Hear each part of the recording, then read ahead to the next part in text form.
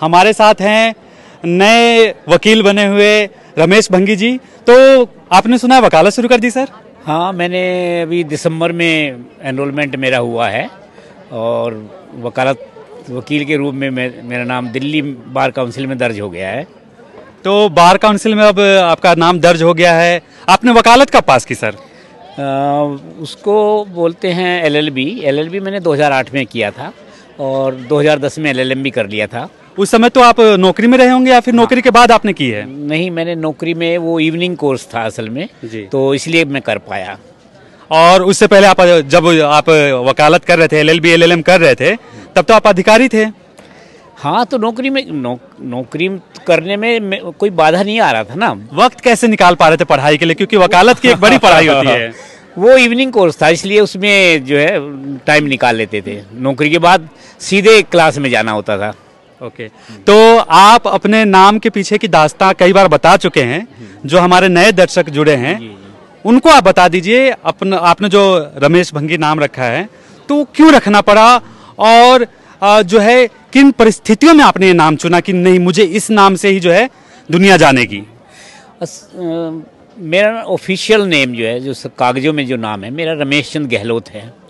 लेकिन भारत में जो है आपका नाम चाहे कुछ भी हो, लेकिन आपकी पहचान जो है वो जाति के रूप में होती है। खासतौर पे जो देखिए, जो अपर कास्ट है उसके नाम पे तो शर्मा वगैरह जो लगा होता है ना, तो उन्हें पूछने की जरूरत नहीं होती। लेकिन हमारे नाम में तो कुछ भी लगा होगा, अगर रमेश चंद गहलोत भी लगा तो फिर भी जाति पूछी जाएगी। तो भारत में व्यक्ति की जो पहचान है वो जाति के रूप में ही है। तो जाति के बिना भारत सर्वाइव ही नहीं करता। आप कहीं भी जाइए, आपका नाम पूछेंगे, सरनेम पूछेंगे, फिर कास्ट पूछेंगे, अंतिम सवाल जो है वो कास्ट का ही है। और इसी सारे सवालों को समाप्त करने के लिए मैंने इसमें अपने जाति को ही जोड़ लिया कि ताकि सारे सवाल ही समाप्त हो जाए। आपने जातिवाद का क्रूरतम रूप देखा है, क्योंकि जो संघर्ष की दास्तां मैंने आपकी पढ़ी है कि आपने बचपन में जो है कूड़ा चुनने का काम किया, उसके बाद आप कंडक्टर भी रहे, और उसके बाद आपने अपनी मेहनत, लगन और लगातार पढ़ाई करने के साथ साथ जो है कंपटीशन की तैयारी की, और फिर आप अधिकारी बने। तो उसको याद करके, चाहे उस दास्तां को आप किस तरह से आज याद करते हैं, और जब आप 25, 30, 35, 40 साल पीछे देखते हैं तो आपके दिमाग में क्या आता है, और क्या सोसाइटी चेंज हुई है? देखिए, सोसाइटी, पहले सवाल का जवाब दे देता हूँ। मुझे लगता है कि जो संघर्ष, उसी संघर्ष ने मुझे प्रेरित किया है। एक ही चीज़ को देखने के दो दृष्टिकोण होते हैं। एक तो व्यक्ति उसी अपने जो संघर्ष है उससे विचलित भी हो सकता है और परेशान भी हो सकता है, नेगेटिव भी ले सकता है। लेकिन मैंने उसका सामना करने के लिए जिद ठान के उसका सामना किया, और उसे हराने के लिए मैं निरंतर अध्ययनरत रहा और निरंतर लगातार पढ़ता रहा। बाबा साहब को मैंने जो बचपन में पढ़ाई की थी, बाबा साहब निरंतर मुझे प्रेरित करते रहे, और उनसे प्रेरणा लेके मैं निरंतर पढ़ता रहा, नौकरी करता रहा, पढ़ता रहा, कागज बीनता रहा तब भी पढ़ता रहा, कंडक्टर की नौकरी तब भी पढ़ता रहा, और भारत सरकार में ट्रांसलेटर होने के बाद भी लगातार पढ़ता रहा। और अभी भी जो है, जो पाठ्यक्रम से बाहर की किताबें अभी भी पढ़ता रहता हूँ। तो उस वजह से जो है मुझे नहीं लगता कि मैं उस पुराने टाइम को जो है नेगेटिव के रूप में नहीं देख रहा, क्योंकि नेगेटिव के रूप में देखूंगा तो मेरे मन में जो है ना उसके प्रति जो है एक नकारात्मक भाव पैदा हो, और नकारात्मक भावना जो है वो मेरे लिए स्वास्थ्य के लिए फ़ायदेमंद नहीं है, न मानसिक स्वास्थ्य के लिए और न इसके लिए शारीरिक स्वास्थ्य के लिए। और दूसरा सवाल आपसे ये पूछा कि उस समय का दौर 35-40 साल पहले की जो सोसाइटी थी, समाज था, उस समाज में और अब के समाज में आप क्या अंतर देखते हैं? देखिए, उस समाज, पुराने टाइम पे जो नफरत थी वो साक्षात दिखती थी। आज ये दौर है कि आपसे नफरत की जा रही है और वो दिखाई नहीं देती। इसका सूक्ष्म और पैनापन बढ़ गया है। यानी पहले से ज्यादा खतरनाक अभी जातिवाद हो रहा है। अभी ज्यादा खतरनाक है, पहले से रूप सूक्ष्म हुआ है और धार जो है ज्यादा पैनी हो गई है, बहुत मारक हो गई है, और जो है वो हर लेवल पे दिखती है। जैसे कि रोजगार समाप्त हो गए हैं, और उसको बयान करना जो है बहुत मुश्किल है। इतने पैने लेवल पे है कि आपको पल प्रतिपल फील होता है, आप उसे फील कर सकते हैं, दिखता नहीं है। जैसे हवा नहीं दिखती ऐसे आपको जातिवाद सामने से नहीं दिखेगा, लेकिन वो जो जातिवाद है आप उसे महसूस कर सकते हैं और उसके पैनेपन को महसूस करते हैं, उसकी धार को, उसके दर्द को महसूस करते हैं, लेकिन दिखता नहीं है। डॉक्टर अंबेडकर ने कहा कि जातिवाद का विनाश करना है, तो आपको लगता है कि भारत में कभी जातिवाद खत्म हो पाएगा?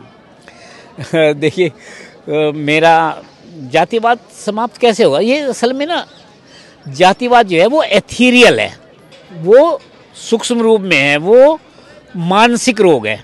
जातिवाद जो है मानसिक रोग है, वो सबके अंदर है। बाबा साहब ने भी यही बोला था, है ना। ये मानसिक रोग की वजह से क्या है, हम सोचते हैं कि जैसे कि मेरी कास्ट भंगी है, हम सोचते हैं मैं वाल्मीकि बन जाऊंगा तो मेरे से नफरत कम होगी, लेकिन सामने वाला तो जानता है ना नफरत तो उसके दिल में है। प्रॉब्लम ये है कि हम इलाज अपना कर रहे हैं, नफरत सामने वाले के दिल में हो रही है, तो भाई इलाज वो करे।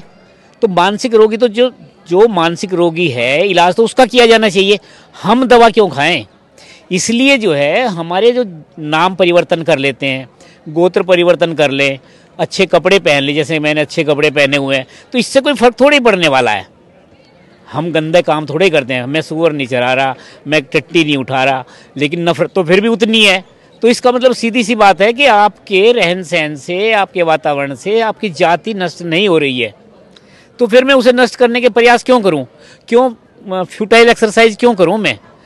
आपने हमारे पहले इंटरव्यू में बताया था कि बचपन जो है आपका बहुत डरावना रहा है। मैं उधर नहीं ले जाना चाहता क्योंकि उसकी बहुत भयावह यादें हैं आपके साथ जुड़ी हुई, लेकिन अभी भी इंद्र मेघवाल जैसे मामले आते हैं, जब ऐसी खबरें आप पढ़ते हैं तो आपके दिमाग में क्या आता है, और क्या आपको लगता नहीं कि जैसे एक तरह से इस देश में जो है दलितों को, वंचितों को, शोषितों को काट दिया गया है? देखिए मुझे ऐसा लग रहा है कि पहले की तुलना में ना वो नफरत का भाव होता था, लेकिन इतना पैनापन नहीं था, हत्या जैसा कुछ ऐसा नहीं होता था। पहले हमने नफरत झेली है, हमें जो जाति के नाम से पुकारते थे, बुलाते थे, लेकिन वो कत्लेआम जैसी कोई भावना नहीं थी।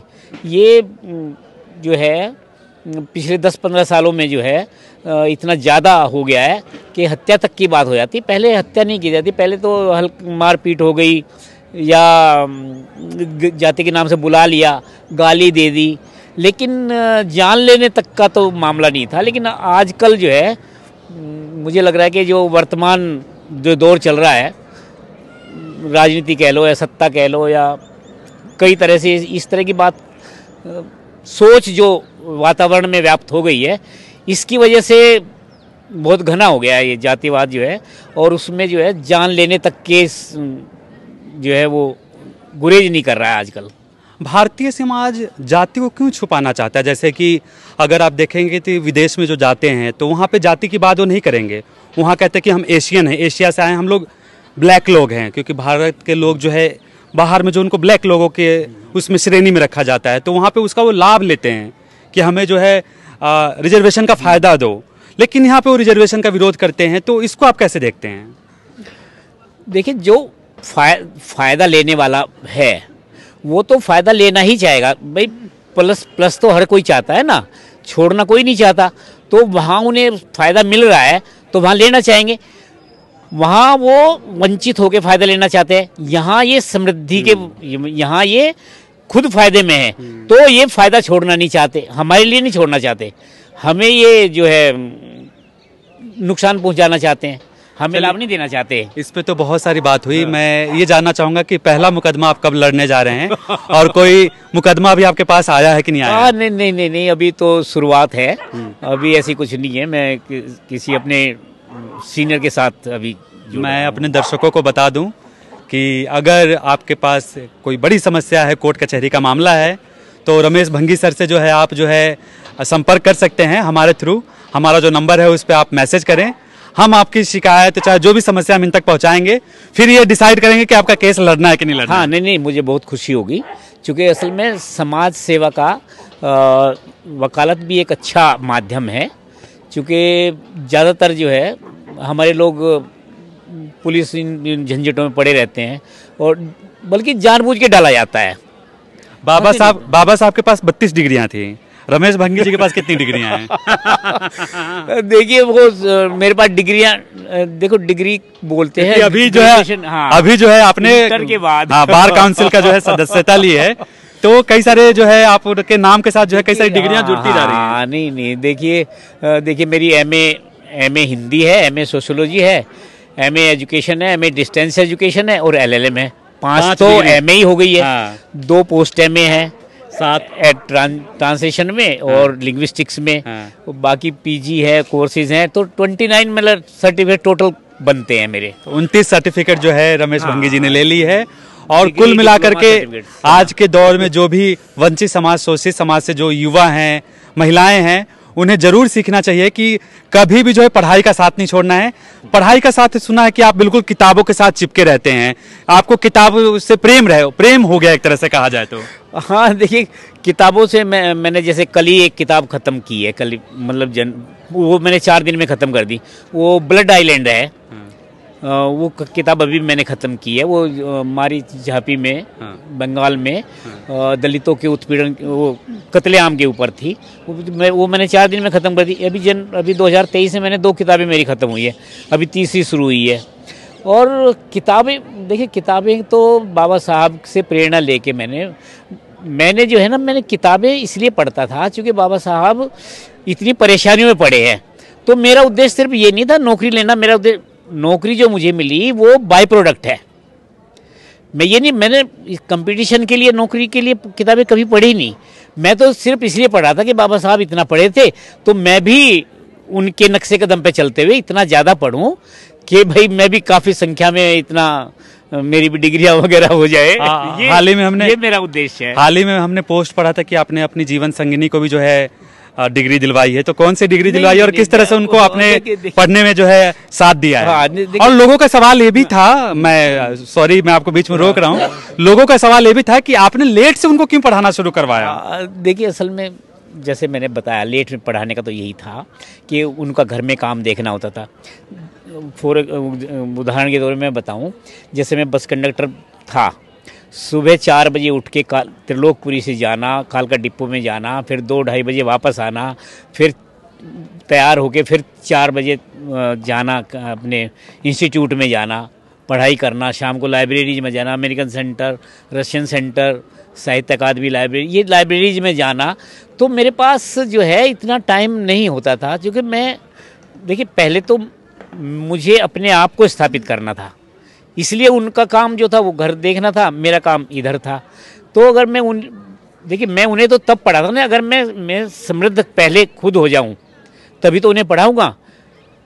तो अब जो वक्त मिलता है तो वो पढ़ लेती, कोई डिग्री विग्री कोई हासिल नहीं हुई है, उनको सिर्फ पढ़ाना शुरू किया है। और वो she is a good learner, तो मुझे अच्छा लगता है, वो बहुत अच्छी लर्नर हैं। अच्छा स्वेटर बहुत उनका ऊन के काम कर लेती हैं, और घेवर बनाना, मतलब अच्छा व्यंजन बनाना भी उन्हें बहुत अच्छा आता है। लेकिन वो अभी भी, मतलब जैसे अंग्रेजी हम घर में बोलते हैं, तो वो लर्नर बहुत अच्छी हैं। और मैं चाहता हूँ कि उनके ऊपर तो मैं 6-7-8 घंटे तक बोल सकता हूँ ये रिलेशनशिप में।